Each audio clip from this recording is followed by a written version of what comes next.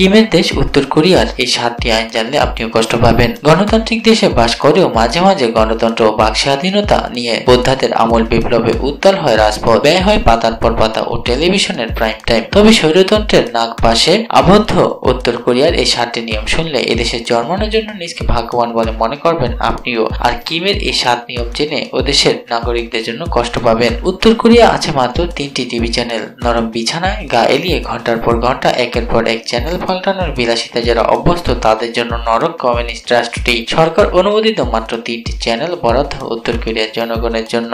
অপরাধে হাজতবাস 3 প্রজন্মের, পাপি মরে 7 ঘর নিয়ে মরে। প্রবাদটি বাক্যটা কিছুটা হলেও সত্য কিমের দেশে। এখানে কোনো অপরাধ করলে তার শাস্তি পেতে হবে অপরাধী 3 প্রজন্মকে। এর নারকীয় বিধানে হাজার হাজার নির্দোষ ব্যক্তির জীবন বাসন হয়েছে অন্ধকার জেলে। চুল কাটতে হবে সরকারের নির্দেশ মতো, সেলুনে বসে কেতা করে চুল ছাটলে যেতে হবে হাজতে।